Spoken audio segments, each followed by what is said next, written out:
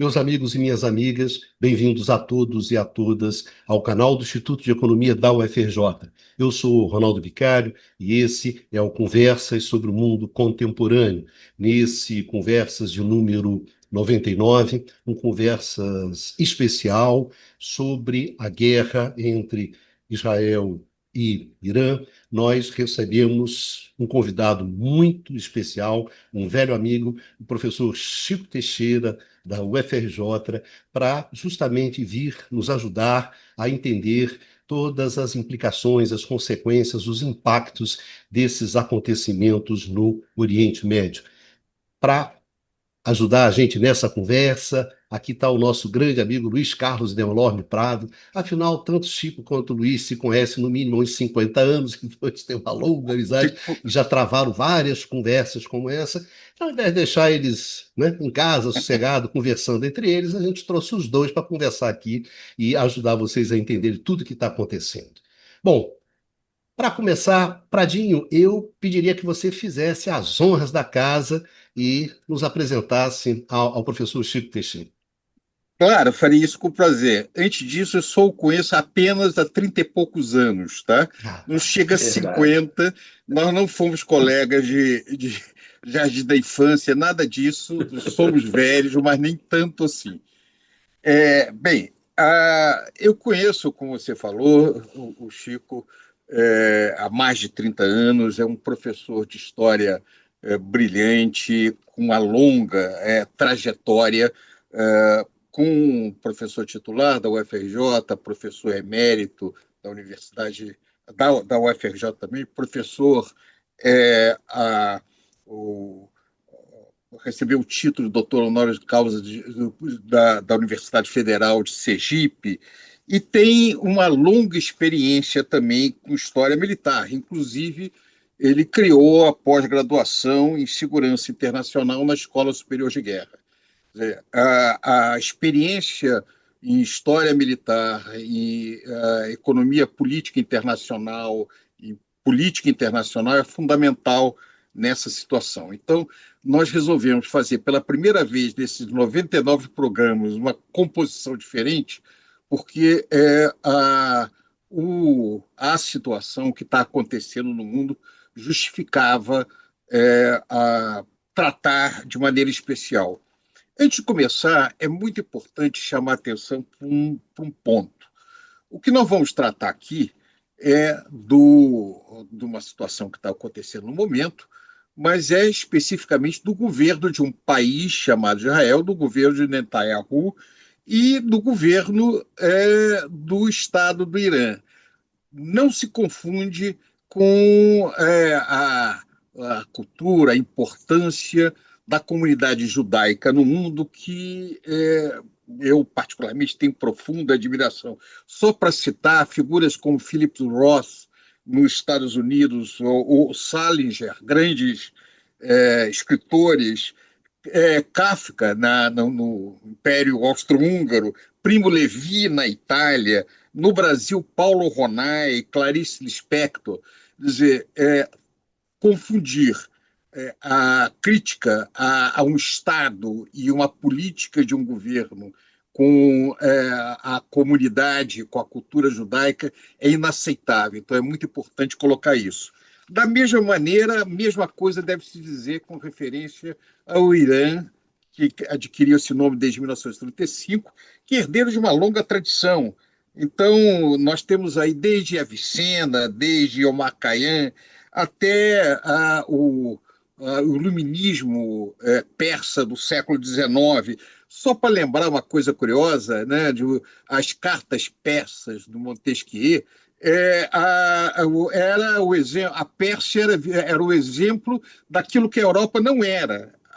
Aquele país avançado olhava essa atrasada Europa com toda a sua forma de opressão, religião opressiva, falta de liberdade, fora a magnífica tradição de cinema, né, de artes plásticas, de literatura.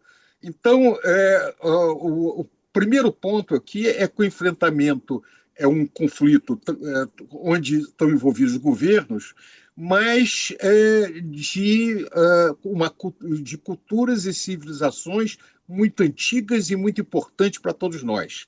Então, esse é um espaço para se discutir esse momento histórico e, por isso, nos faz ficar tão preocupados com o que está acontecendo.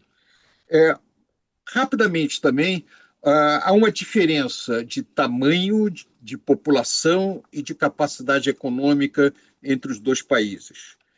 Quando a gente pega por paridade de poder de compra, o que é paridade de poder de compra? Em vez de fazer o PIB pelo preço de mercado, nós convertemos isso corrigindo as diferenças de poder aquisitivo. O Irã é um país de uma economia grande, em torno de 1 bilhão e 400 milhões de PIB por paridade de poder de compra. O Israel é um terço disso. O tamanho do território do Irã é mais ou menos um pouco maior que o da Amazônia, 1,5 milhão de quilômetros quadrados, alguma coisa assim. O de Israel é mais ou menos do tamanho de Sergipe, 26, 25 milhões, milhares de quilômetros quadrados. A população do Irã é uma população de em torno de 90 milhões.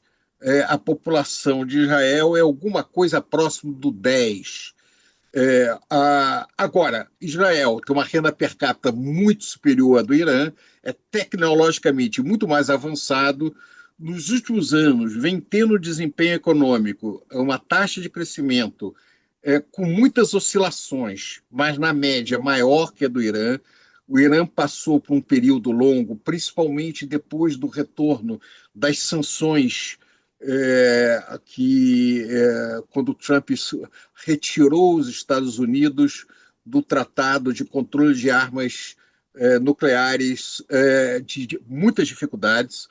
A inflação no Irã tem sido elevada, então o Irã não tinha interesse, se pudesse evitar, certamente não entrava no conflito, porque ele passa por um momento econômico muito difícil, que, embora seja uma economia, como falei, muito complexa, com uma base industrial, mais de 30% do PIB do Irã é indústria, né, maior que a do Brasil relativamente. Então, não é uma economia tão pouco diversificada como o Líbano ou como a Síria, é uma economia bem mais complexa, e, portanto, não é um conflito entre um Estado nacional e um movimento de dependência, um movimento insurgente. É um conflito entre dois Estados-nações poderosos. Acho que, para começar isso, vamos jogar aí para o Chico fazer suas considerações e vamos começar a conversar.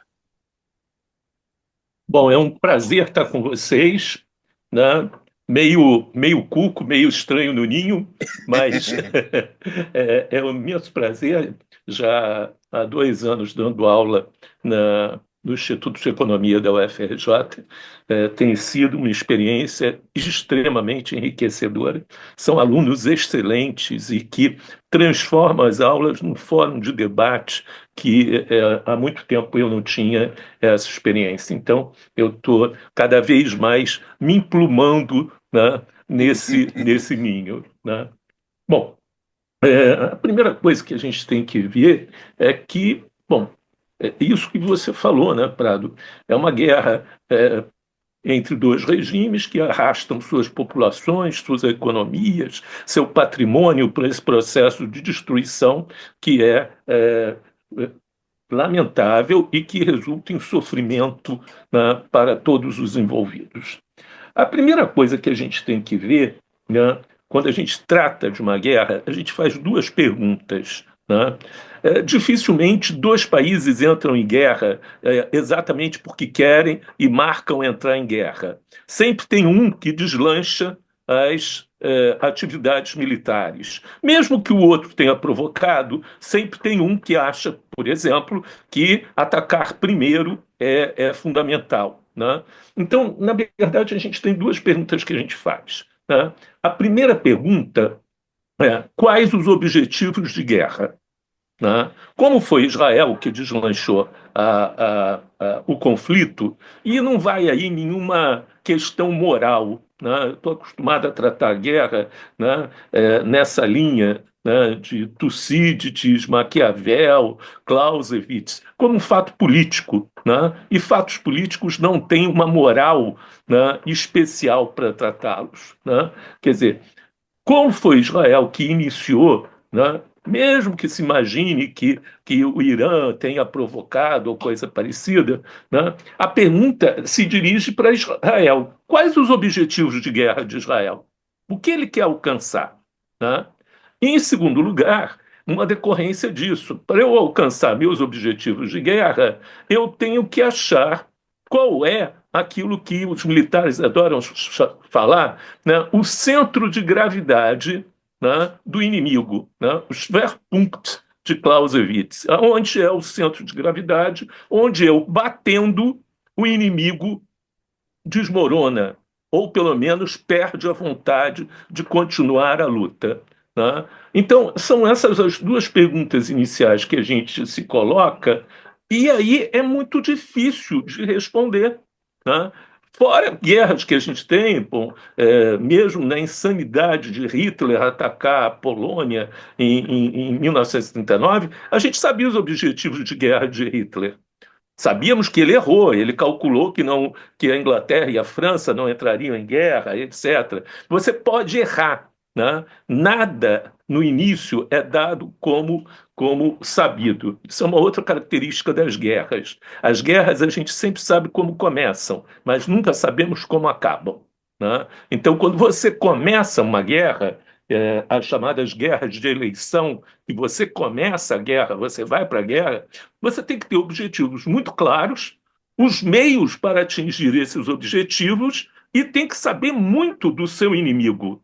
Porque se você vai para a guerra, você escolhe ir para a guerra, você escolhe começar uma atividade militar e você não conhece o inimigo, a chance disso dar errado são muito grandes nesse sentido. Então, na verdade, a primeira pergunta, né, quais os objetivos de guerra de Israel? Em primeiro lugar, apareceu que era desmontar grupos como o Hezbollah, como o Jihad, como o Hamas, que receberiam auxílio e apoio financeiro, militar, do Irã. Né? Isso foi feito lá na frente, principalmente o Hezbollah, que foi totalmente desorganizado. Só para a gente ter aqui um pé de página, o Irã é xiita, né? Então você tem ali do Irã passando pelo Iraque, principalmente, né, o centro-norte do Iraque, entrando pela Síria, indo até o Líbano, o que a gente chama o arco do xiismo. Né? O grupo xiita, né, diferente dos sunitas, que é uma minoria, mas uma minoria poderosa dentro do Islã. Né? Então, esse arco, né, apontava diretamente para o Líbano, apontava para o Hezbollah, e essa foi a primeira etapa. Né? O Hamas, né, essa tragédia que está ainda em curso aí. Né? Então, isso tinha sido resolvido. Depois se escalou o objetivo, destruir os meios, os possíveis meios nucleares de construção de armas nucleares do Irã. Né? E se colocou que o Irã estava enriquecendo, né, o minério já a 60%. Se eu não me engano, a nossa capacidade, isso não é bem certo, mas a nossa capacidade de enriquecimento está em torno de 20 e poucos por cento, e a gente tem mantido aí. A não ser que tenha alguma coisa que a gente não sabe, mas parece que está aí. Né? E lembrando que o urânio enriquecido é utilizado em várias coisas, em medicina, por exemplo. A medicina precisa, hoje, a medicina nuclear é um ramo fundamental. A irradiação de cereais. Você faz, todo grande país faz uma irradiação mínima de cereais para que eles não apodreçam, não dê mofo, nessas coisas. Então, tem mil usos que não são apenas o uso bélico. Né? Então, seria destruir essa capacidade. Ora, isso é uma coisa complicada porque precisaria, para que esse objetivo de guerra fosse claro, precisaria que Israel soubesse exatamente como, onde, em que condições se dá a produção, né, desse processo de enriquecimento e quais os meios que Israel tem capazes de destruir, né, esse setor, que é, no caso do Irã, até onde a gente sabe, caracterizadamente, ao contrário do Brasil, onde está tudo centrado em Angra e lá em São Paulo, com a Marinha, né, é distribuído por um país que é muito vasto, montanhoso, né, e com condições de proteção, né, e não é só por causa de proteção de guerra. O Irã tem muito problema de terremoto, né? Então você não pode construir uma usina nuclear na situação mínima. Veja o que aconteceu com Fukushima, né? Que foi exatamente isso. Então ele tem medidas de segurança muito grandes nesse sentido, né? Depois, em seguida, já agora, no terceiro dia, segundo para o terceiro dia da guerra, né, o governo israelense diz que o objetivo é mudar o regime. A questão de fazer uma guerra para derrubar um regime é extremamente sério. Os exemplos históricos não são muito comuns. Isso andou em moda, né, no Iraque, com os Estados Unidos tentando derrubar Saddam Hussein. Né? Isso custou, só na guerra, 100 mil mortos. Né? E depois, nas consequências, isso chega a quase 1 milhão. Não é assim que se faz as coisas. Mas houve, é gozado, na política pública dos Estados Unidos, na política externa e de defesa dos Estados Unidos e na ciência política internacional. A ciência política internacional se deixou apaixonar por uma coisa chamada state building, né? A ideia, o state rebuilding, a ideia de construção de um Estado, a fazer um Estado, né? A imagem dos Estados liberais representativos do Ocidente. O próprio Brasil entrou nessa aventura no Haiti, né? E deu no que deu. Né? Não se consegue fazer isso. O processo histórico de cada nação é muito particular. Você não pode chegar e dizer que agora eu vou mudar o regime e vou colocar um regime que seja assim ou assado. Então, nós vemos que Israel apresentou sucessivamente três grandes objetivos, alcançou plenamente o primeiro, que foi destruir as organizações pró-iranianas que estavam no seu entorno, né, principalmente o Hezbollah, né, propôs-se a destruir, né, a indústria nuclear. Né, e eu insisto nisso, não é só bélica, é a indústria nuclear que eles querem destruir, né, do Irã, mas a gente vê enriquecimento zero, segundo o zero. Trump. Exato. Agora, eles não têm meios para isso. Né? Eles não têm meios para isso. Né? E, em seguida, eles dizem que eles querem mudar o regime. Né? Querem mudar o regime. Olha só, aí começam os problemas. Quer dizer, se é para destruir a indústria bélica, é difícil imaginar que seja ingenuidade de um dos melhores serviços de informação do mundo, né? Que é o Shin Bet, né? De que tenha meios para fazer isso, ou a inteligência militar, a MAL, né? Que tenha meios para fazer isso ou não tenha meios para fazer isso.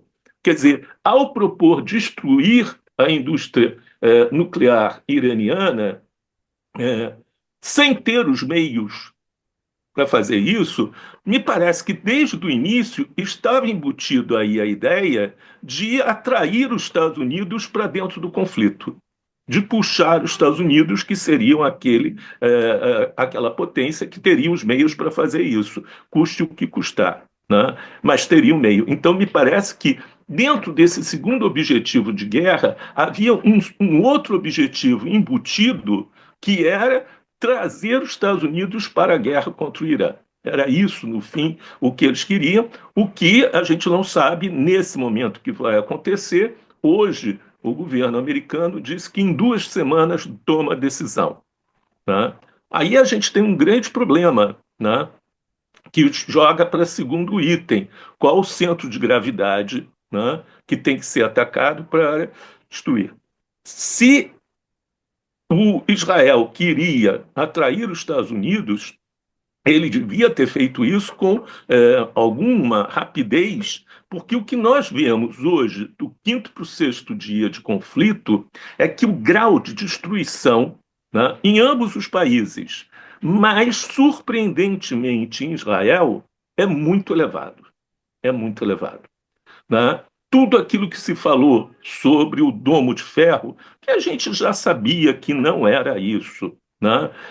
Ou o estilingue de Golias, ou, perdão, de Davi, ou a seta, né, etc., não eram meios de deter um ataque de uma potência que é uma potência média, sofisticada, com tecnologia, com capacidade, com recursos, como era o caso do Irã, né? Imaginar que Haifa, a belíssima, progressista Haifa, com a sua universidade maravilhosa, né, tive lá, o Tel Aviv seriam poupados, né, foi aí sim um erro de cálculo tremendo.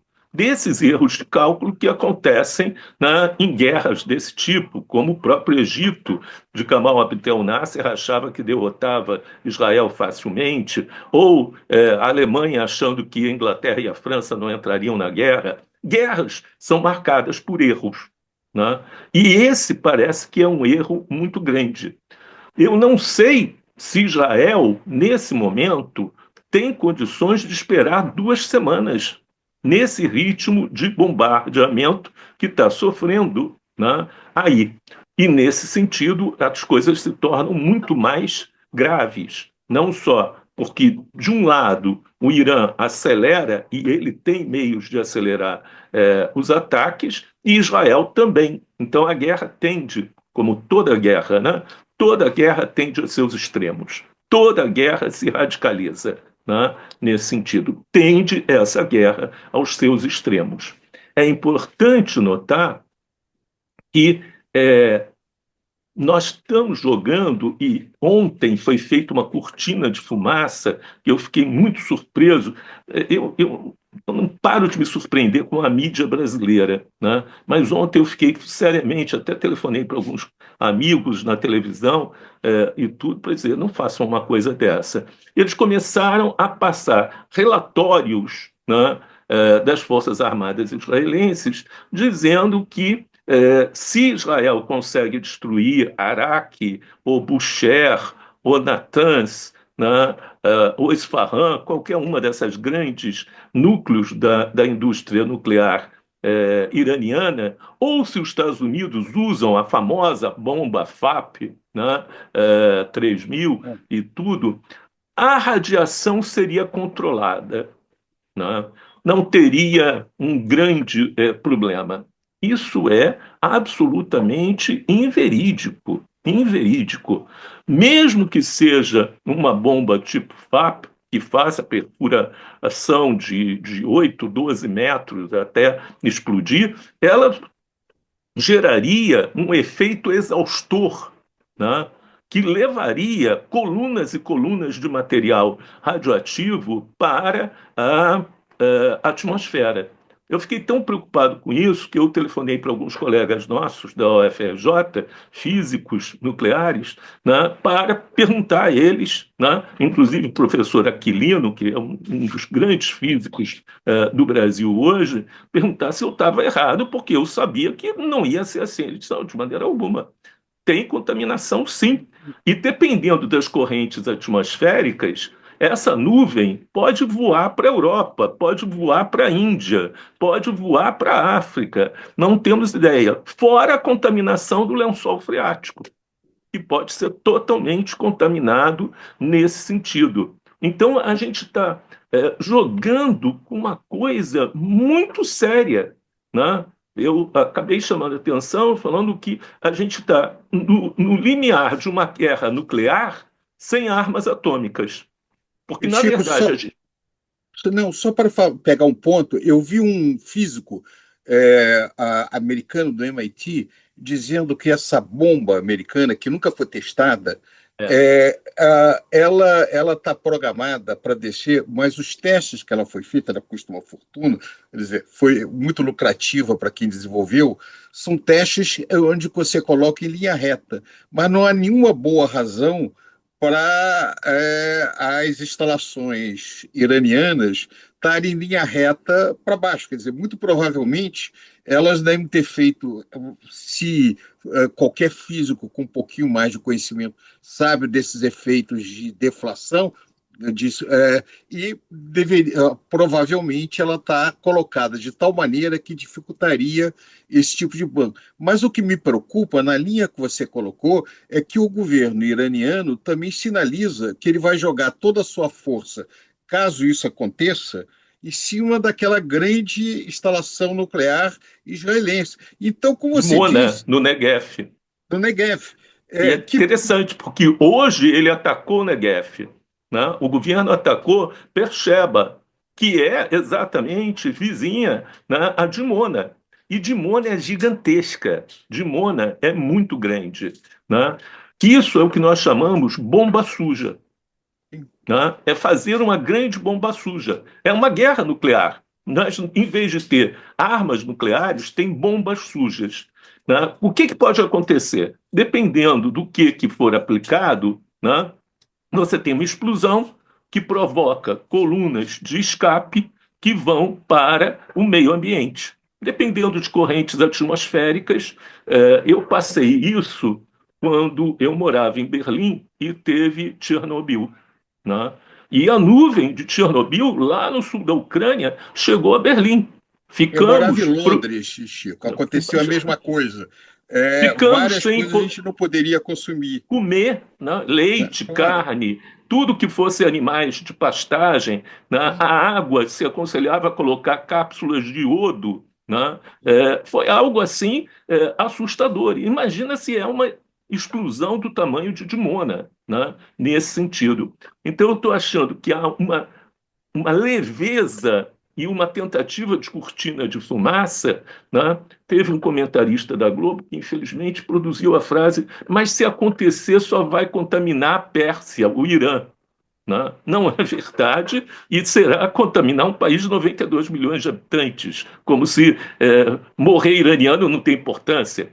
Se Dimona explode, né, Israel, Palestina, Jordânia, possivelmente o Egito, ficam inabitáveis, e a gente não sabe por quanto tempo. Né? Fora as áreas produtoras de petróleo, né?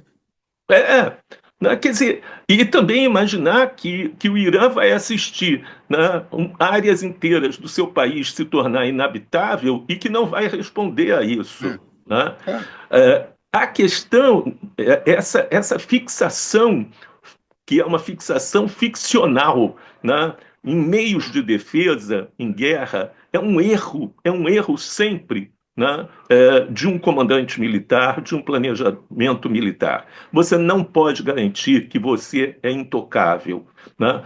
Tudo depende daquilo que a gente chama o armazém da outra parte. Qual é o estoque da outra parte? Se você tem 10 mísseis, possivelmente você é intocável. Mas se você tem 100 mísseis, isso já não é mais verdade. Né? O John Helmer, tem um blog muito interessante que chama-se Dancing with the Bears, é um correspondente que mora na Rússia há muitos anos. Ele fez uma matéria muito interessante que ele avalia que ele tem as suas fontes, claro, que os israelenses estavam contando que em 5 dias eles conseguiam vencer o conflito. Quer dizer, o Irã, de alguma maneira, ia negociar.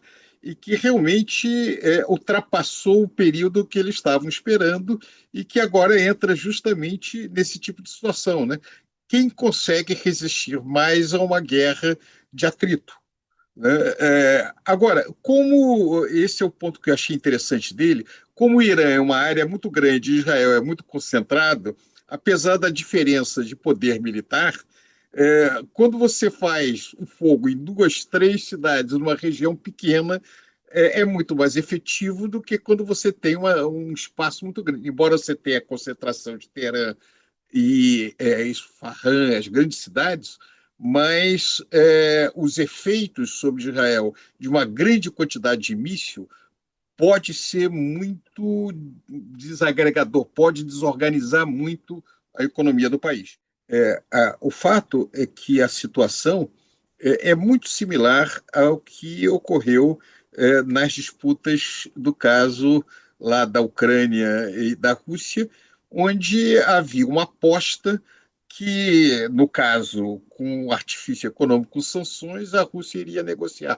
Quer dizer, sempre a ideia de que nós temos que há uma arma, algum mecanismo mágico que obriga o outro a submeter. Como você falou, guerra, em última instância, tem objetivo político. Eu quero submeter o meu adversário.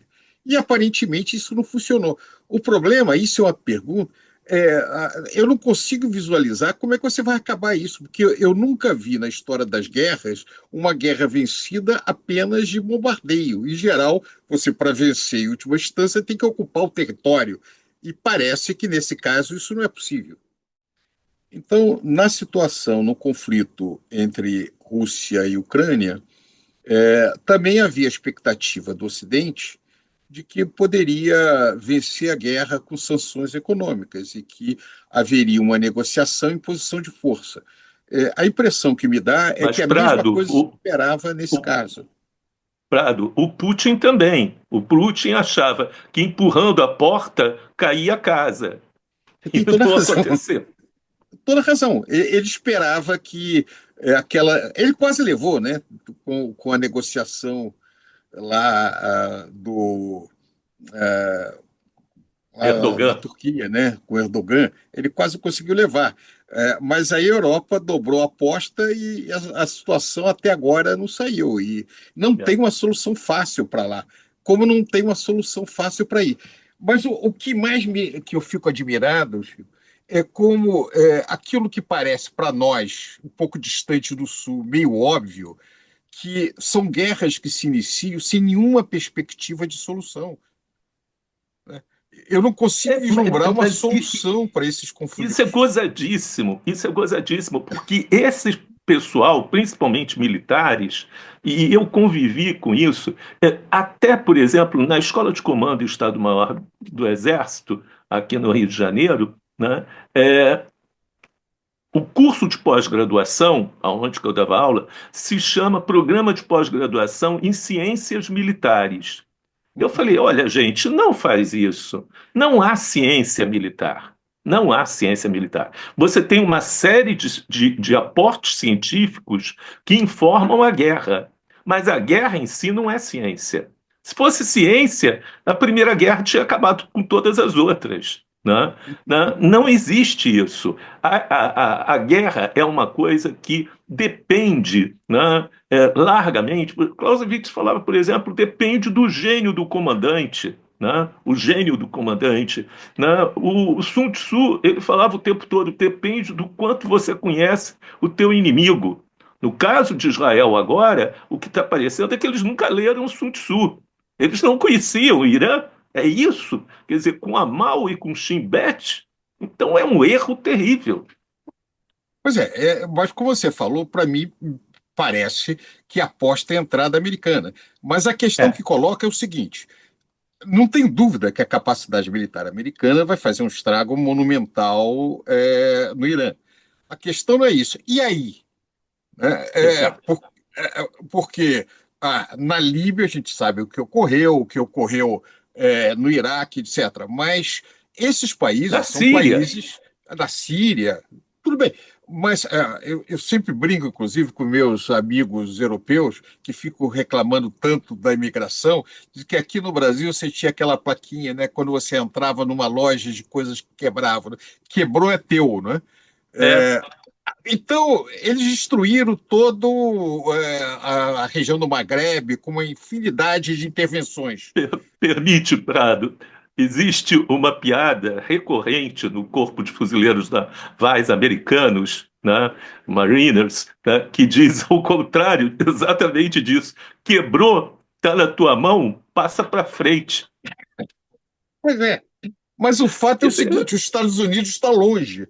Então, você desorganiza, vai dar um bando de imigrantes O na que me Europa, não parece é tem que por onde ir. Israel quer fazer isso, ele quebrou e quer passar para frente, né? Pois é. Pois é, então não é muito claro para mim. Me parece que a pressão para a entrada americana vai ser gigantesca, porque os Estados Unidos vai ver sozinho o Israel ficar numa Reino Unido situação. vem junto, Reino Unido vem junto. Pois é, então você vai ter um Eles acham que conflito. são grande potência ainda. Pois é. Bem, aí resta a segunda pergunta que eu queria entender como é que você avalia. Existe um tratado de cooperação entre Rússia e Irã. Irã chegou a passar uma quantidade razoável de drones para a Rússia. Nós não sabemos o que tem nesse acordo, jamais vamos saber. É claro que a China distante, ali também é uma área sul, tem interesses de natureza econômica, embora, sob o ponto de vista econômico, o Irã não é um grande parceiro da China, tá? Apesar de falar-se muito das exportações de petróleo, mas os Né? dados não mostram isso daqui. Eu não sei de onde se tirou isso. A China é um destino relativamente modesto das exportações do Irã. É possível que, através de outros caminhos, podem chegar lá, mas eu não consigo visualizar nos dados. Então, a pergunta é o seguinte: se entre Estados Unidos e Reino Unido, na sua opinião, haverá algum movimento nessa direção, a russo e chinês? Um detalhe: o John Helmer chama atenção que o Putin sempre teve muita proximidade com Israel e que ele tem É. muita dificuldade de fazer qualquer coisa que signifique um enfrentamento mais profundo com Israel. Uma coisa que a gente tem que lembrar, e isso você vê andando em Haifa, em Tel Aviv, menos em Jerusalém, mas em Haifa e Tel Aviv você vê muito isso. É um dado que eu tenho da última vez que eu fui a Israel, que foi 2014, se eu não me engano, né?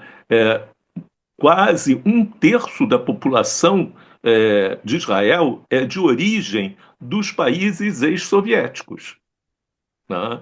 O russo é uma língua falada regularmente, né? Então, na verdade, toda a direção russa ela tem muita dificuldade em tomar medidas que vão colocar em risco, né, essa presença que eles têm lá dentro e que é uma presença emocional, sentimental, que tem um papel importante nesse sentido. Essa chamada sua é importante aí, né?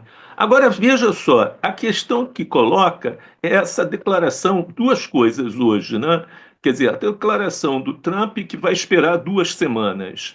E saiu uma pesquisa publicada pelo Washington Post, eu acho até que eu mandei para você, né? Hoje, Sim, é né? verdade. É, em que apenas 30% dos americanos são claramente a favor de um ataque americano, inclusive nas bases trumpistas, né? Mais de 45% são muito claramente contra, e uma base ali de 30, 28, 29 estão inseguros, se declaram inseguros em iniciar uma guerra, né, ali na região com a participação americana. Eu acabei de dar uma olhada, é 1,3 milhões de russos que moram em Israel. Quer dizer, É 13% da isso. população. É É isso, muito complicado. Você não você vai não dar pode. instrumentos para bombardear as pessoas Que estão originárias. lá, que tem familiares na Rússia, que tem Claro, tem laços ligações. emocionais, históricos, né? Guardadas as proporções, é Brasil-Portugal, talvez até Isso. mais intenso, né, do que isso. Então, é difícil essa questão. E normalmente as pessoas não percebem isso. Então, isso é uma coisa que tem que estar no cálculo. A segunda questão é essas 2 semanas. Se as coisas. Nós sabemos que o armazém iraniano é poderoso, né? Eles estavam com um pouco mais de 3 mil mísseis. Agora a gente tem notícia que eles têm uma nova geração, né? Apareceu hoje no céu uma coisa assim estrondosa, né? Um míssil de 2 estágios, né? E depois apareceu um míssil com munição de dispersão, né? Quer dizer, coisas que a gente não sabia que estavam já, a gente sabia que estava sendo planejado, mas que estava produzido, que já estava no armazém, né? A storagem disso a gente não sabia, né? Então, em 2 semanas, o que o Irã pode causar a um país moderno, industrial, cibernético, etc., é um dano muito grande. É um dano muito grande. Israel tem como sobreviver mais 2 semanas nessas condições, né? As fontes que a gente consulta, que têm a confiabilidade desse mundo que é meio secreto, é meio coisa, diz que, olha, o armazém israelense termina, né, em 5 a 6 dias. Né? Há 5 a 6 dias o armazém termina. Né? Ou os Estados Unidos transferem material imediato agora em grande quantidade, ou essas 2 semanas não vão poder ser cumpridas. Né? Está acontecendo uma coisa em Israel agora que as cadeias de televisão não querem noticiar, mas que a gente tem certeza, inclusive amigos estão falando isso, as pessoas estão pagando fortunas para abandonar Israel. A saída de Israel está sendo intensa, intensa. Isso já Né? vinha ocorrendo antes, Chico, porque como as pessoas, uma parte razoável da população tem duas nacionalidades, né? Tem 2 nacionalidades. Tem vínculos em outros lugares. Então, o fato de você manter um exército, que é um exército de conscritos, implica em que você tem que largar seu emprego, né? Você não pode Né? passar meses e meses e meses fora disso. E os efeitos, as tensões ligadas a isso é muito grande. Quando você está numa posição que a probabilidade de acontecer alguma coisa é baixa, é uma coisa. Quando muda a natureza do conflito, também muda. Então, esse movimento Ele, já vinha ocorrendo. O problema é que eu não me lembro algum outro momento pós-45 que dentro do território israelense tem havido um grau de destruição como essa. Uma coisa é atentado terrorista, né, algumas é, coisas do gênero. Outra coisa é você ter quedas de prédios inteiros, bairros, bases eventualmente, militares. bases militares. Então, é uma situação muito diferente do que ocorreu no passado. Agora, é muito curioso quando você analisa o comportamento da população. E o que me espanta também é como o Ocidente avalia com referência aos outros. Tudo o que está indicando é que a população israelense aumenta o apoio sobre o governo numa situação de ataque. Quer dizer, não é que o governo fica mais fraco com referência a isso. E reciprocamente acontece também no Irã. Quando você bombardeia, os inimigos do sistema, né, a parte da população laica, que de alguma maneira está incomodada, é nacionalista e reage e se protege. Então, é uma situação, como você diz, que o conflito tende a acirrar, as populações se unem em torno dos governos, não importa quais são, e a situação vai num crescendo que não é muito claro como é que essa coisa termina. Quem, ao final, vai se submeter, né? Quer dizer, se a gente volta ao axioma clássico que toda guerra tende a seus extremos, nós estamos numa situação muito difícil nesse momento. E principalmente essa possibilidade de bomba suja de um lado e de outro. Isso é terrível, isso é o pior que pode acontecer nesse momento. Se Israel calculou errado, e sabe, a gente tem que colocar isso na perspectiva da história das guerras. O ataque alemão, né, à União Soviética na Segunda Guerra Mundial parecia, naquele momento, uma excelente política. Não vamos imaginar que o alto comando Wehrmacht e Hitler tenham decidido atacar a União Soviética para perder a guerra.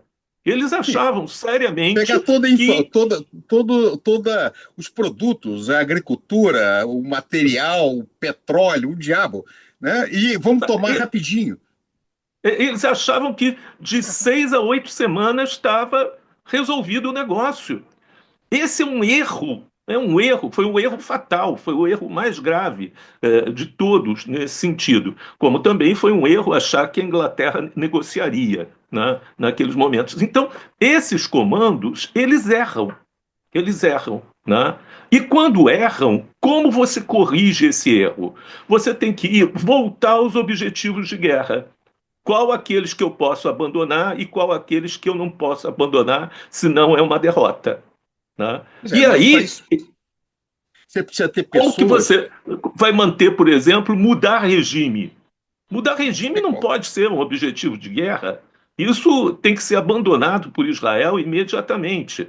E ele tem que se centrar em quê? A segurança da fronteira, não ter mais organização em torno, como o Hezbollah, como o Hamas, possivelmente um controle da indústria nuclear iraniana, mas dizer que não pode ter indústria nuclear, né? Os Estados Unidos podem entrar na guerra agora, destruir a indústria nuclear iraniana, causar um incidente nuclear imenso. Daqui a 15 anos eles vão ter. Daqui a 15 anos eles vão ter. Não tem como fazer isso. Mas você tinha levantado uma outra questão sobre a Rússia, né? Como que a Rússia vê isso?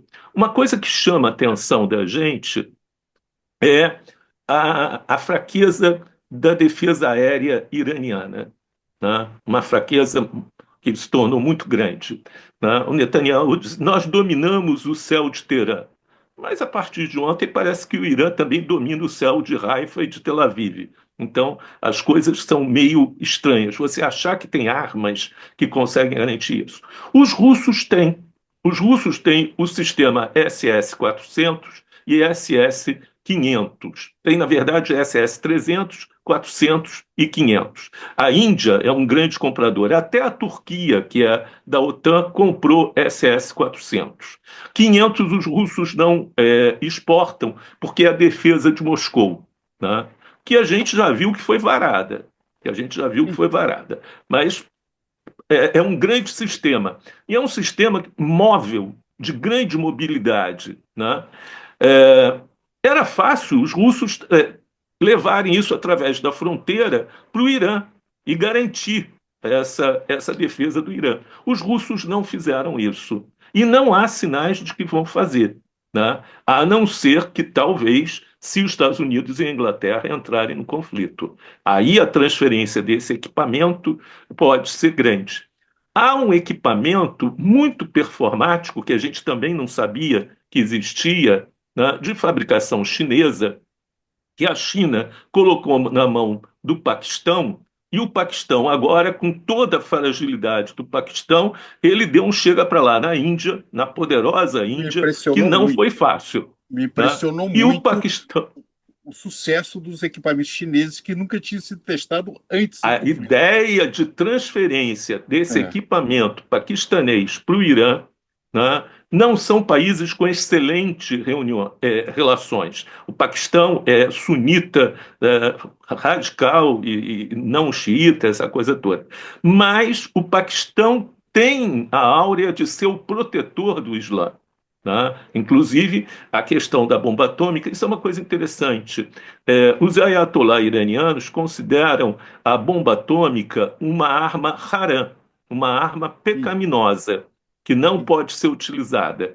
Quem construiu a bomba atômica, o Dr. Khan, paquistanês e os outros, foi a ditadura militar paquistanesa, não foi um regime islâmico, né? Isso é uma coisa que ninguém diz, mas que tem documentos e documentos contra a arma atômica por parte dos teólogos muçulmanos nesse sentido. Então, a gente pode ver aí um Paquistão transferindo equipamento chinês, né, por encomenda da própria China, né, e uma Rússia transferindo o sistema SS-400. Né? Por quê? Porque a humilhação total e a mudança de regime em Teherã não interessa a nenhum dos dois nesse sentido. Né? Tinha duas perguntas também. O seguinte: alega-se que os navios americanos, quer dizer, os grandes porta-aviões, as frotas, têm uma capacidade de sustentar conflito relativamente limitada, porque o estoque de mísseis não é tão amplo assim. Passado um período de tempo, eles têm que se rearmar. E atualmente, com drone, você gasta mísseis muito caros para derrubar armas muito baratas. Então, como é que você avalia esse tipo de situação? Porque a questão americana, os Estados Unidos, nas últimas décadas, eles não têm ganho guerras, quer dizer, passaram 20 anos no Afeganistão, não deu em nada. Tudo bem, no Iraque ocuparam, ganharam, destruíram, mas, na verdade, botaram na mão dos xiitas. É, não, é uma confusão que não tem mais tamanho. Eles não têm conseguido resultados positivos dos seus conflitos. Nada garante também, eles podem fazer uma capacidade militar inquestionável, mas que consiga resultados, porque, na verdade, o Irã ganha por sobreviver, né? Se você não conseguir destruir o regime, não conseguir destruir completamente a economia, a sociedade iraniana, ele sobreviver, ele sai como um grande vitorioso. Por isso que os objetivos de guerra de Israel estão errados, porque ele colocou lá em cima e aparentemente não tem meios para realizá-los. É, os Estados Unidos ele tem 16 forças-tarefas, task force, né, da Marinha. E é isso que é o poder dos Estados Unidos, porque cada uma dessas forças-tarefas, que são capitaneadas por um porta-aviões, né, ele sozinho pode ser mais potente do que as forças armadas de 100 países, né, diferentes do mundo, né? Na verdade, você tem um porta-aviões que tem pelo menos 40 a 50 jatos, né, disponíveis, tem uma esquadrilha de helicópteros de guerra, 4 submarinos por baixo, né, possivelmente nucleares, dotados de mísseis balísticos, inclusive com armas atômicas, né? Alguns destroyers vão fazendo o escorte disso. Aquilo, quando mexe, é um poder enorme, mas é também de uma outra época. Ele não está exatamente adaptado a isso que a gente está assistindo agora, como uma revolução em assuntos militares, né? Um porta-aviões se tornou um alvo muito fácil, né? No momento que surgem os mísseis hipersônicos, né, você transforma inteiramente o equilíbrio de forças. Se você tem, né, um armazém bem munido de mísseis hipersônicos, aproximar suas naus do inimigo, né, se torna um risco imenso nesse sentido. Como os Lembremos o seguinte, encoraçados no Primeira Guerra Mundial, você acha? Repetindo a experiência dos encoraçados? repetindo Malvinas. O bom Ok. exemplo é Malvinas, né? A Inglaterra apanhou aquela frota maravilhosa, mandou em direção, e a Argentina só tinha uma coisa: os aviões Super Tandar dotados de Exocet, que só podiam fazer uma volta, porque não tinham abastecimento para mirar 2 vezes ou 3 vezes. Pô, afundou naus fundamentais da Inglaterra. Você imagina se tivéssemos naquela época mísseis hipersônicos e se a Argentina tivesse mísseis hipersônicos, né? A frota inglesa teria ido ao fundo, né, nesse sentido. Então, na verdade, a descoberta e o desenvolvimento desses mísseis, os que estão sendo utilizados, quase todos são Mach 3, mas já viram sair Mach 10 e Mach 11, né? Isso, se for um tiro contra um porta-aviões americano próximo, né, e próximo é quase 3.000 quilômetros, né, os Estados Unidos têm que pensar muito claramente. Acho que isso é o tempo que o Trump está dando de 2 semanas, né? Do Para tipo, avaliar vê o se vocês se risco, né? resolvem. Para avaliar o Exatamente. risco, né? Vale a pena ou não. Agora, pensando em impensável, você vislumbra um cenário de desespero assim de Israel que possa via recorrer efetivamente a uma arma nuclear? Você consegue vislumbrar um cenário do gênero? A explosão de Dimona. Não entendo. se Dimona for atingida, vê que até agora não teve um míssil contra Dimona. Teve contra Beersheba, lá perto, mas não teve contra Dimona. Se Dimona for tocada, eu não tenho certeza que Israel não reagiria de uma forma inteiramente radical com o uso de ogivas nucleares. É um cenário realmente muito, muito apavorante quando você analisa isso, né? Porque quando você começa isso, lembrando sempre que você tem na vizinhança, é, embora o Irã não tenha armas nucleares, mas próximo ao Irã tem armas nucleares. Você nunca pode afastar a possibilidade de algum tipo de reação também por esse lado. A gente está vendo uma coisa, Prado, que é preocupante. Na guerra em curso na Ucrânia, né, se atacou a usina nuclear de Zaporizhzhia, Zaporizhia, né? aquilo foi A gente não sabe inacreditável. até agora quem atacou, porque ela era ucraniana, foi tomada pelos russos, está agora na área russa, né? E os russos anexaram, e são técnicos russos que estão lá. E houve fogo, né? Se foi fogo ucraniano, isso está sendo discutido, né? Mas houve fogo contra Zaporizhzhia. Há 15 dias atrás, a Ucrânia atacou uma parte da tríade nuclear russa. As tríades Sim, nucleares são submarinos, silos, né, e aviação, né? e com um modelo parecido que foi feito aí no Irã, porque a partir de dentro, produzindo drones no interior do território russo, o que dá uma certa preocupação. Será que foram os mesmos, as mesmas entidades, os mesmos órgãos de segurança que montaram Eu, eu essas duas diria, estratégias? eu diria, e é o que se fala claramente, por exemplo, nos círculos de segurança russos, né, que é um planejamento feito pela Grã-Bretanha. Né? Isso é feito pela Inglaterra. A Inglaterra é o único país, tirando Rússia, China e Estados Unidos, que tem meios de fazer isso e de fazer esse tipo de coisa. Como quem fez na Ucrânia, quer dizer, na Rússia, foram os ingleses, né? Ou os planos foram muito bem copiados e passados, ou foram os mesmos assessores ingleses que estavam lá com Israel nesse momento. Né? É muito interessante, uma coisa que a gente não está prestando atenção, o caráter belicista do governo britânico. Né? Justamente, não O tenha governo dúvida. britânico ele anunciou mobilização. O, Mobilização. Chico, nós dois temos vínculos com a Alemanha, eu tenho vínculos próximos, você também. Eu estou muito assustado com a militarização da Alemanha e com o discurso do Merz. O discurso do Merz de justificar o ataque israelense sob o argumento que eles estão fazendo o trabalho sujo para nós, me dá lembranças péssimas. Foi horrível, foi horrível. Né? Os alemães sempre dizem, eles falam sempre que Wort ist Silber, né? Schweigen ist Gold, né? Quer dizer, o É. silêncio é de prata, perdão, a palavra é de prata, mas o silêncio é de ouro. Né? O Merz ele perdeu uma chance enorme de ficar calado. Né?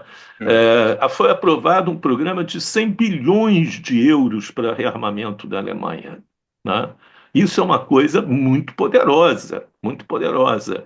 Né? Eu, Então, é muito o, claro. A Inglaterra não aceita o fato de ser uma potência de segunda categoria. Ela quer continuar jogando, né, como sendo um grande papel. E a projeção dela na perda do Império Colonial é o Báltico-Mar do Norte. Ela acha que ela tem o controle da Escandinávia, né, dos países bálticos, da Polônia e da Ucrânia até o Mar Negro. Né? Esse é o loucura. projeto neoimperialista britânico. Não, realmente. Olha só, você está falando essa questão da Alemanha. Tem um intelectual, um importante intelectual britânico, que é Roberto Skaldevsky, que é um historiador econômico muito importante, foi autor de uma biografia de Keynes, que ele é da Câmara dos Lordes. É uma figura conservadora.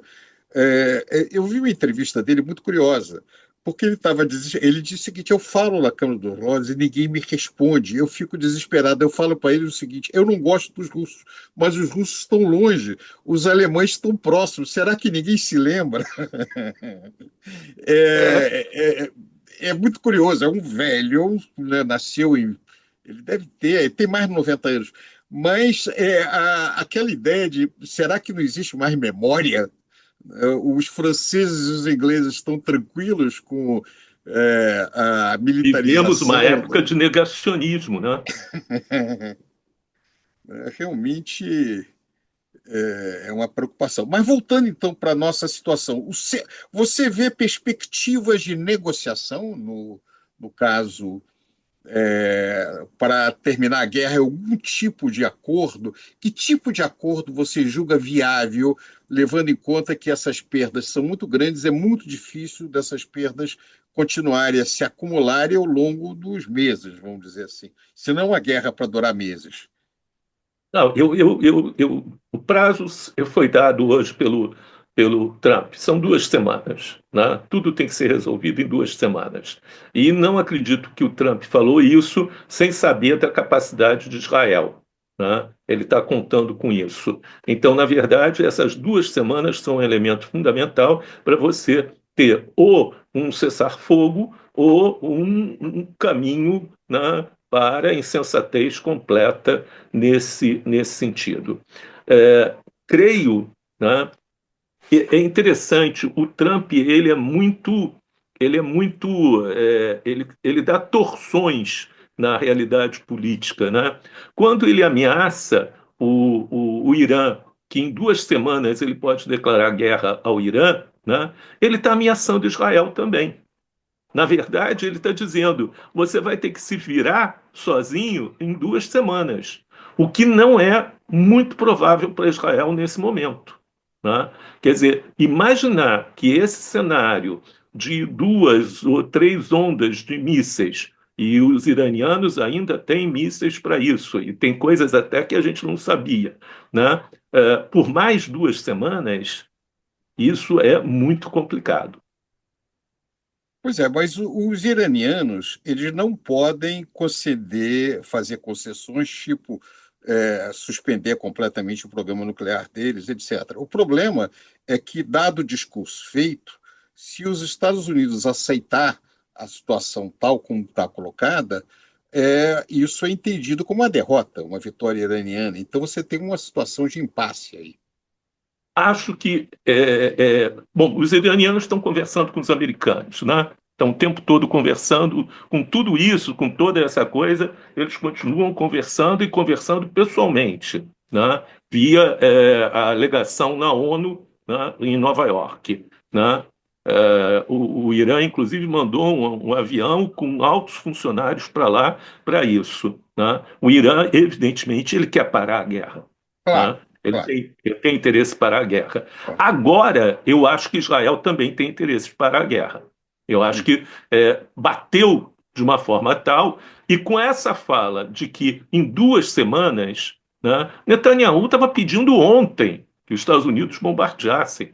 2 semanas é algo que o que vai restar de Haifa, o que vai restar, né, de Tel Aviv, o que vai restar de Jaffa, né, vai ser muito difícil, né? Então, eu acho que isso é um ultimato duplo. Parece um ultimato ao Irã, mas é um ultimato também a Israel, né? Então, a questão central é possível que Israel abandone, a ideia de mudança de regime? Até porque não vai conseguir, né? Se ele abandona a ideia de mudança de regime, a capacidade de ter um cessar-fogo aumenta. E, em segundo lugar, se Israel abandona a ideia de proibir o Irã de ter todo ou qualquer tipo de indústria nuclear. se estabelece, vamos voltar à agência internacional, vamos voltar à negociação, vamos estabelecer o patamar, vamos estabelecer 30%, etc. O que é uma vitória também para o Irã, mas é uma vitória também para Israel. Né? O que precisa é o Netanyahu parar de dizer que vai mudar o regime. Se continuar nessa ideia de mudar o regime, né, seja por uma guerra infinita, seja pelo assassinato seletivo, se eles matarem Khamenei, né, não tem como fazer. Né? Você não pode matar pessoas. Evidentemente, os russos já podiam ter matado Zelensky, né, até com uma injeção de plutônio ou coisa parecida, há muito tempo. Mas você não pode matar o cara. Né? Tem Inclusive, que é uma limites na guerra. substituição, né? Inclusive É, porque você, ao final, não faz nada, não consegue nada. é. Fora a situação que aconteceu muito específica do caso do Hezbollah, porque era uma organização de insurgentes, não era um Não Estado. tinha resposta, não tinha mais meio de resposta, né? Quer dizer, o ideal é você levar o cara a negociar, inclusive você destruir a áurea dele de imbatível, etc. Tal. Quer dizer, o Zelensky está virando cada vez mais uma triste figura, né? Até para os antigos aliados dele. Então, na verdade, é preciso que Israel abandone a ideia de mudança de regime e que o Irã aceite um patamar específico para o enriquecimento de urânio. Deixa eu fazer uma colocação sob o ponto de vista econômico. Israel vem sob pressão econômica muito forte, porque eu estava vendo os dados, o aumento do gasto militar constante já representa uma parcela substancial do orçamento de Israel. Israel tem uma economia controlada, uma inflação baixa, alguma coisa em torno de 4%. As reservas são substanciais. Mas a Israel também ele depende das suas exportações de produtos industriais razoavelmente sofisticados e é muito dependente de importações. Quer dizer, um conflito mais duradouro tem impactos gigantescos nas exportações de Israel e também na dificuldade de acesso a produtos que fazem a economia funcionar normalmente. Então, tem um outro fator que nós não estamos discutindo, mas é o impacto econômico desse cenário. Se, por um lado, o Irã é uma economia muito mais frágil, mas o Irã já resiste há décadas Ah, a uma situação de já se adequou. sanções, Né? de certa maneira, já acostumou. Quer dizer, de certa maneira, isso não é um grande Uma problema e eles, novidade. de alguma maneira, encontram formas de sobreviver. Além disso, ele tem fronteiras físicas, né, com o Azerbaijão, com o Paquistão, com outros lugares, onde você consegue, de alguma maneira, movimentar materiais. Ele tem retaguarda, né? No caso de Israel, você depende muito das vias marítimas, depende de uma infinidade de situação. Fora o fato, né, que é uma bomba econômica que nós não falamos ainda, que é o fechamento do Estreito de Hormuz. Porque isso o Bicalho conhece mais do que qualquer um de nós, mas as estimativas é que chegaria a US$ 300, não é isso, Bicalho? Qual é a sua avaliação com referência a isso, a preço de petróleo? Olha, Prado, me parece que tem um impacto que é sobre o mercado físico, né?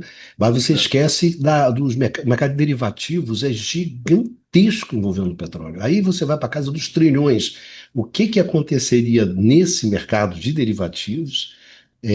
Seria uma explosão econômica dentro do mercado financeiro que você não pode nem avaliar. Mas eu gostaria de aproveitar a presença de vocês dois aqui porque durante a guerra da Ucrânia com a Rússia, eu sei que vocês dois andaram conversando muito sobre o que aconteceria no Brasil se você tivesse um quadro de acirramento de uma guerra nuclear no mundo. Então, eu vou aproveitar que eu sei dessa conversa de vocês dois, que vocês tiveram e gostariam até de desenvolver seminários, aprofundar esse assunto. Eu gostaria que você. O que que aconteceria com a gente aqui embaixo? Se o pau come e o tempo fecha. Olha, eu acho que uma coisa é essa. Primeira coisa é a nossa estranha dependência de petróleo, do mercado internacional de petróleo. É um grande produtor, mas ao mesmo tempo tem problemas de abastecimento e que o impacto pode ser muito grande. Tem um outro mercado que, mesmo que não seja a Ucrânia, seja no Irã, se houver um estresse maior, né, que é a indústria farmacêutica. A indústria farmacêutica tem um impacto enorme nesse sentido. Boa parte da indústria farmacêutica tem laços diretos com Israel, e é um setor importante em Israel. Mas os preços todos no setor. Vejam o que aconteceu na pandemia. Né? A nossa dependência que a gente ficou de não ter, né, insumos básicos para inúmeros remédios. Teve um momento na pandemia que faltou analgésico no Brasil. Né? Quer dizer, imagina um conflito de grandes proporções nesse sentido. Podemos imaginar também que os fluxos de exportação de commodities sejam fortemente prejudicados. Países como a China, como a Rússia, né, os países árabes podem ficar dias e muito mais tempo sem ter como fazer essas importações, porque as rotas vão estar inseguras ou obstruídas, né, nesse sentido. Então, eu até conversei com dois generais do alto comando na semana passada sobre isso. Falei, qual é o nível de combustível que vocês têm armazenado? Ah, a gente não pode dizer, mas dá para a gente superar, não sei o quê. Não dá, não dá. Perguntei sobre estoque de remédios, né? Também não tem, também não tem, né? Fora questões, por exemplo, de processos de desnuclearização, né? Se houver uma onda radioativa, pode Eliotto, derivar de um é, submarino, um porta-aviões. Tá? Então é muito mal preparado, estamos muito mal preparados. o ponto, Bicalho, dessa situação é que há uma impressão, né, no Brasil como se nós estivéssemos absolutamente protegidos de todas as tragédias do mundo pela nossa posição no Atlântico Sul, distante das A zonas de síndrome conflito. da ilha de Veracruz. Pois é, isso é uma fantasia. É, primeiro, porque nós somos global trader, né? Nós exportamos uma grande quantidade de commodities, e isso claramente seria afetado. Nós não temos. Nós temos a periferia das nossas cidades todas absolutamente destruída, é uma coisa horrorosa. Cidade como o Rio de Janeiro tem essa quantidade de residências precárias, né? É inacreditável como um país com a renda per capita nossa não faz os investimentos em infraestrutura para dar condições decentes à sua população. É uma coisa assustadora. Então, como é que você A vai taxa pegar de uma juros não parte, permite. o juros não permite, uma parte desse orçamento que deixa a universidade como a nossa na míngua, para poder criar condições de contingência? Nós não temos mais as famosas reservas, estoques reguladores de alimentos. Nós não temos planos de contingência, ou seja, nós somos uma sociedade muito fragilizada nesse sentido. Quer dizer, então, um pouco da discussão que nós estamos colocando é o seguinte: tanto eu quanto o Chico vivemos na Guerra Fria. E na Guerra Fria havia riscos, não há dúvida, mas havia medo. Tanto os americanos quanto os soviéticos temiam um conflito nuclear. O que me Exato. é assustador é a maneira suave, leve, como membros do Congresso americano ou também do parlamento russo falam sobre possibilidade de conflito. A ideia, não, a gente pode fazer conflitos entre potências nucleares, que elas vão se controlar, não vão usar armas nucleares. Está brincando? Tá. Tudo Toda bem guerra se ela não tende a seu perder. extremo. É o que ele diz, né? Num conflito vai. Você imagina a Europa imaginar que pode impor à Rússia uma derrota militar. Eles estão malucos? Quer dizer, no limite, uma derrota militar tem uma resposta militar. E o poderio deles é muito grande. Então, quando eu vejo os grandes líderes mundiais atualmente falar, eu fico um pouco chocado, porque é de um primarismo. Hoje, a nossa sofisticada Europa, os líderes europeus, sob o ponto de vista cultural, civilizacional, são indigentes. É uma coisa espantosa para mim, né? Seja na Alemanha, no Reino Unido, na Inglaterra, seja na França, o Macron é uma coisa horrorosa, É para uma não piada, falar é a uma situação piada. americana, né? Que você teve um cenário onde o presidente manda uma força para quase que ocupar uma região da Califórnia. Isso é quase o cenário daquele filme de guerra civil. Imagina se o governador resolve dizer: eu não deixo, e usa a polícia, você pode ter um conflito. Então, nós estamos funcionando todo no fio da navalha, né? Naquele negócio, não, ao final vai se ajeitar, não vai dar certo, nada vai acontecer de ruim. E se acontecer? E se alguém errar? Né? E se acertar uma bomba no Irã ou em Israel no lugar errado e der uma explosão, não explosão, der um vazamento nuclear? E se uma usina nuclear, veja, aquele avanço em curso foi um avanço para alcançar uma usina nuclear, né? Foi uma coisa muito grave. Os tanques Leopard em Kursk, eu acompanho os jornais russos, né? Hoje é possível fazer. Quando eu vi a manchete de um deles dizer assim, tanques alemães novamente em Kursk, esses caras enlouqueceram. São 25 milhões de mortos, isso não é brincadeira. Você está mexendo com um país que tem 25 milhões de mortos, que tem 1.600 ogivas nucleares, você é mais lá conta. Então, o que pessoas como eu e Chico, a todo momento a gente conversa, é dizendo o seguinte: será que não tem mais, ninguém mais está nervoso? Né? Ninguém viu o Doutor Strangelove, o filme, né, do maravilhoso Lembrei obra-prima hoje do do Kubrick, filme. né? Então, está faltando um pouquinho de história.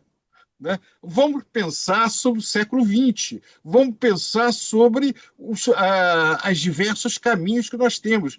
E, usando uma expressão um pouco, shit has happened, né?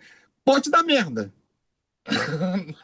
Eu fico surpreso, eu cheguei na Alemanha pela primeira vez nos anos 70, final dos anos 70, estava se formando o movimento verde. A minha rua se mobilizou, onde eu morava em Berlim, para se declarar uma Atomkraft Freie Zone, uma área livre de arma atômica. A gente queria, cada rua ia fazer isso, o bairro ia fazer isso, a cidade ia fazer isso, e enfrentávamos, né? A polícia alemã entrou no meu edifício, no meu apartamento, às 5 horas da manhã, para tirar uma faixa contra armas atômicas. Né?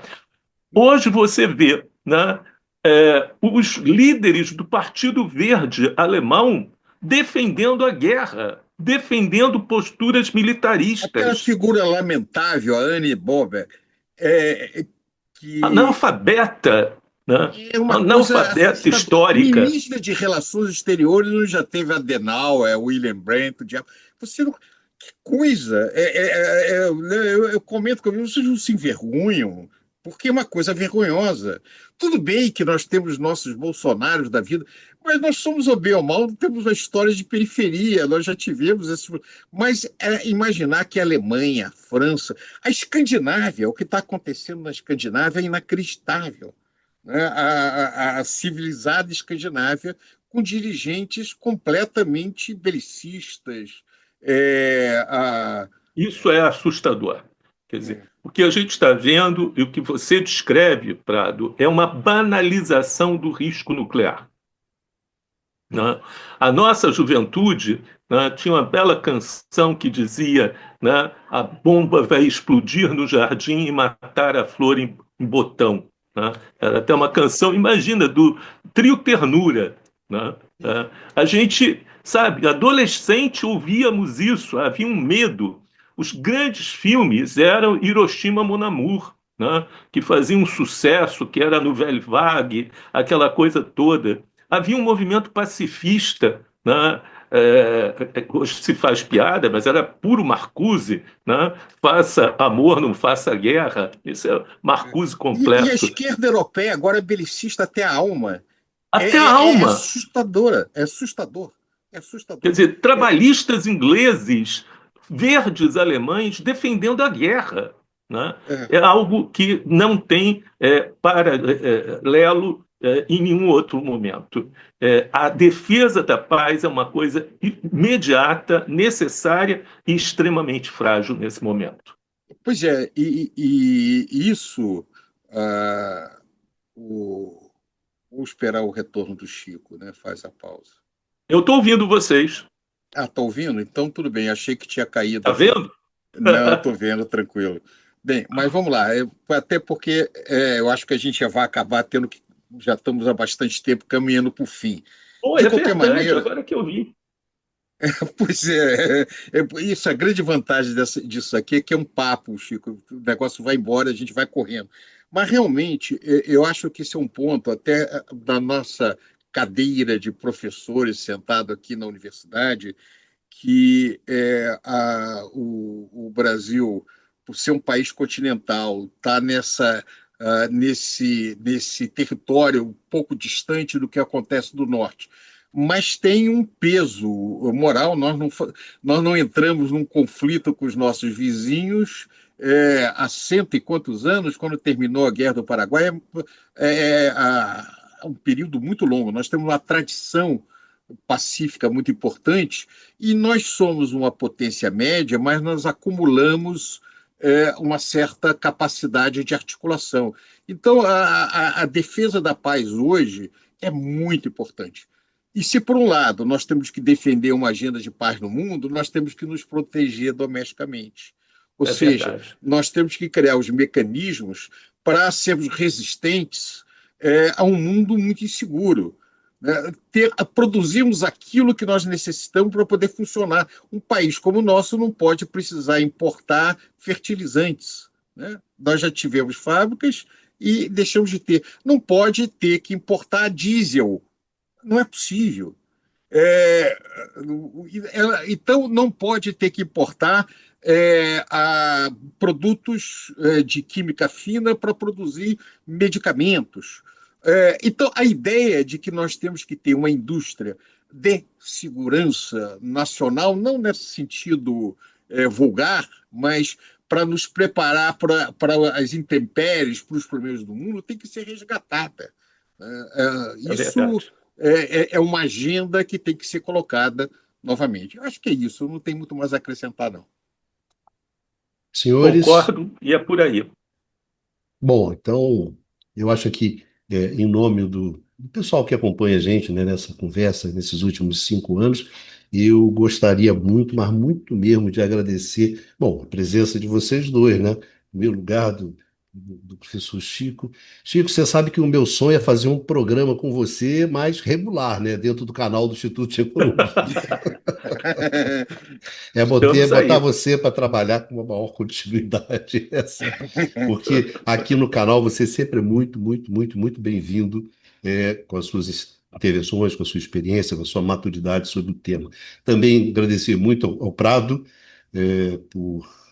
por essa conversa, que foi muito boa. Bom, Pradinho, já boto o Pradinho para trabalhar há 5 anos, então, coitado, eu já convenci. Agora eu só tenho que convencer o Chico também a fazer um programa regular aqui no canal, porque não se pode ter uma tamanha experiência, né, tanto conhecimento, assim, não vou dizer desperdiçado, mas é ao alcance das pessoas, né? Chico, as pessoas têm um interesse enorme nesse tipo de conhecimento. As pessoas têm uma visão Eu sei. extremamente positiva sobre a universidade. Sempre me surpreende muito esse respeito que a sociedade tem com a instituição, com seus professores. Então, trazer vocês ao alcance, né? Colocar o conhecimento de vocês ao alcance dessa sociedade sempre é um esforço que a gente procura fazer. Então, agradecer muito, né, a vocês dois, mas muito mesmo, e também muito aos nossos amigos e às nossas amigas, né, que nos acompanham aqui no Conversa sobre o Mundo Contemporâneo. E a gente se encontra aqui no canal do Instituto de Economia da UFRJ, num próximo Conversas sobre o Mundo Contemporâneo. E vida que segue, e acima de tudo, se cuide.